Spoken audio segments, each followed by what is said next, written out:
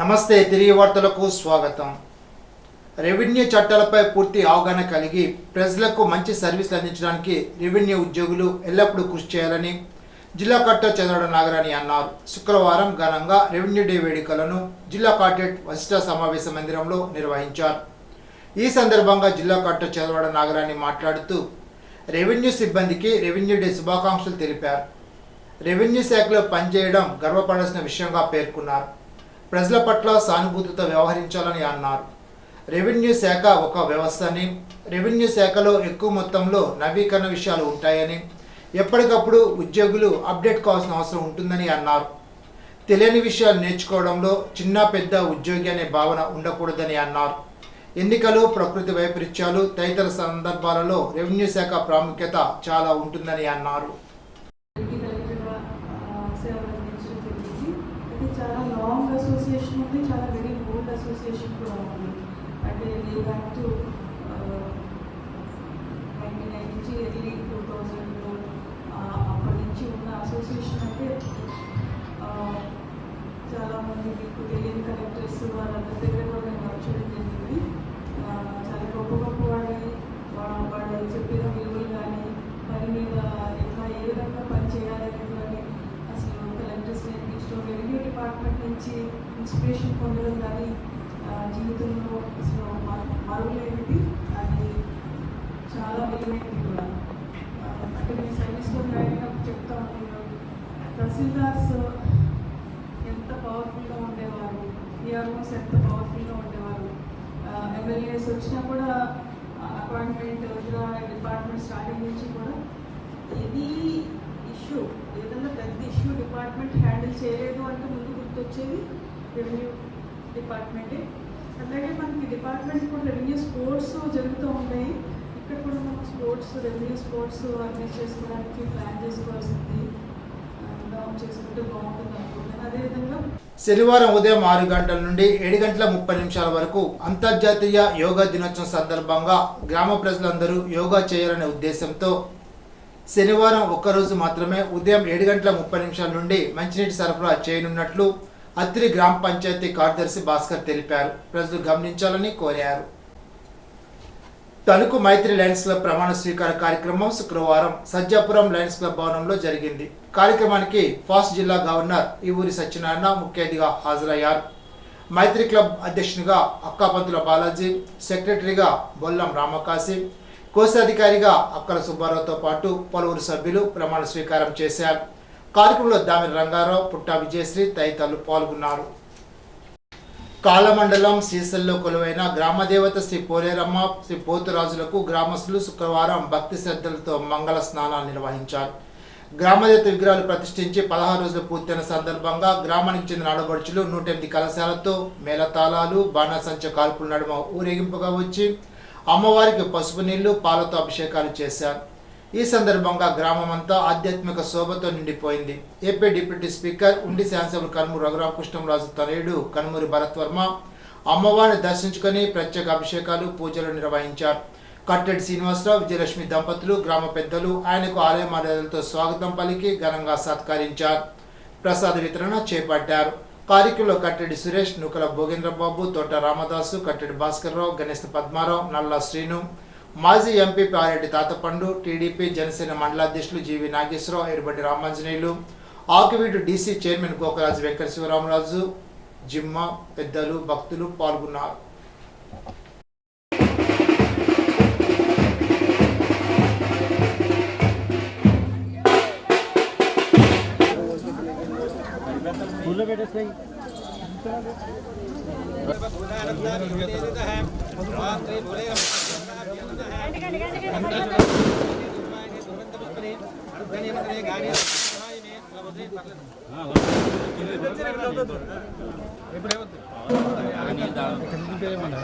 అదే అలాగే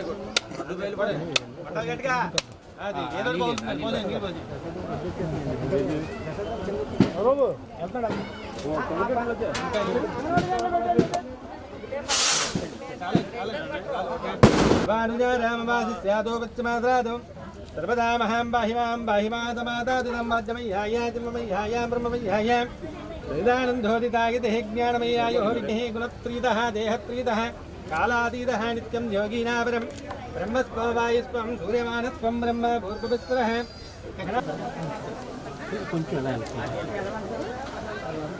పెదపుల్లేరులోని జగనన్న కాలనీలో రహదారుల అభివృద్ధికి ఎమ్మెల్యే ఉపసభాపతి కనుమూరి రఘురామకృష్ణంరాజు ఆధ్వర్యంలో చర్యలు చేపడుతున్నామని ఉపసభాపతి తనయుడు కనుమూరి భరత్ తెలిపారు. పెదపుల్లేరులో తెలుగుదేశం పార్టీ అధ్యక్షులు నడింపల్లి సత్యబాబు ఆధ్వర్యంలో ఆయన శుక్రవారం జగనన్న కాలనీని పరిశీలించారు. ఆ ప్రాంత ప్రజలు తమకు రహదారులు, డ్రైనేజ్ వంటి సౌకర్యాలు కల్పించాలని భరత్కు తమ గోడును వెలబుచ్చుకున్నారు. ఈ సందర్భంగా ఆయన వివిధ వీధుల్లో తిరిగి ఆ ప్రాంత సమస్యలు అడిగి తెలుసుకున్నారు. గ్రామ కార్యదర్శి శివాజీ, విఆర్ఓ దాసులతో పాటు ఇతర సిబ్బందితో భరత్ మాట్లాడారు. మండల తెలుగుదేశం పార్టీ అధ్యక్షులు కరిమెరక నాగరాజు, సర్పంచ్ చాంబుల మండలాధ్యక్షులు దాసరి వెంకటకృష్ణ, గ్రామ సర్పంచ్ కర్ణం పార్వతి వెంకటేశ్వర్లు, తెలుగుదేశం జనసేన నాయకులు, మండల తెలుగుదేశం పార్టీ అధ్యక్షులు కరిమెరక నాగరాజు, సర్పంచ్ల చాంబర్ మండలాధ్యక్షులు దాసరి వెంకటకృష్ణ, గ్రామ సర్పంచ్ కర్ణం పార్వతి వెంకటేశ్వర్లు, తెలుగుదేశం పార్టీ జనసేన నాయకులు ఈ కార్యక్రమంలో పాల్గొన్నారు.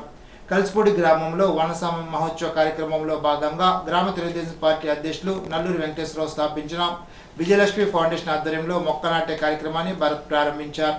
కార్యక్రమంలో గ్రామ ఉప సర్పంచ్ మంత్రి చంటిరాజు, ఎంపీటీసీ సభ్యుడు రామలింగేశ్వరరావు, తెలుగుదేశం పార్టీ గ్రామ అధ్యక్షులు కాగిత బుజ్జి, యశోద కృష్ణయ్య, లోకం సుబ్బారావు, ఇర్రింకి బుజ్జి, సురవరపు వెంకటాచార్యులు, గురుగుపిల్లి వెంకట సత్యనారాయణ, కడిదిండి శ్రీనుబాబు, మంత్రి రమాదేవి తదితరులు పాల్గొన్నారు.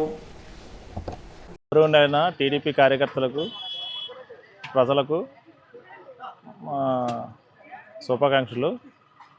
మా తల్లిదండ్రులైన జై మహాలక్ష్మి ఫౌండేషన్ ద్వారా మొక్కలు నాటడం జరుగుతుంది. మా తల్లిదండ్రుల పేరు జై మహాలక్ష్మి పేరు మీద ఫౌండేషన్ స్థాపించి పర్యావరణ కాలుష్య నివారణ ధ్యేయంగా పెట్టుకుని 1 కిలోమీటర్ ద్వారా దత్తత తీసుకుని మొక్కలు నాటడానికి శ్రీకారం చుట్టాం. మా సొంత ఖర్చులతోటి ప్రస్తుతానికి చేయించున్నాం. ఎవరైనా భవిష్యత్తులో ఎవరైనా దాతలు వచ్చి వేరే చోట చేయమంటే మా ఫౌండేషన్ ద్వారా చేయడానికి మేము సిద్ధంగా ఉన్నాం. మా టీడీపీ అధ్యక్షులు. ఇప్పుడు తూర్పుగోదావరి జిల్లా వార్తలు. జిల్లాలో 546 మంది రైతుల నుంచి 250.17 టన్నుల కోకో గింజల సేకరణకు కొనుగోలు చేస్తామన్న రాష్ట్రపతి ఇచ్చిన హామీ మేరకు జిల్లాలో కొనుగోలు చేపట్టడం జరుగుతోందని జిల్లా కలెక్టర్ పి ప్రశాంత్ శుక్రవారం ఒక ప్రకటనలో తెలిపారు. ఈ సందర్భంగా కలెక్టర్ పి ప్రశాంత్ వివరాలు తెలుపుతూ తూర్పుగోదావరి జిల్లాలో కోకో పండించే రైతుల వద్ద ఉన్న ప్రతి గింజ కొనుగోలు చేస్తామన్న రాష్ట్ర ప్రభుత్వం ఇచ్చిన హామీ మేరకు జిల్లాలో కొనుగోలు చేపట్టడం జరుగుతోందని అన్నారు.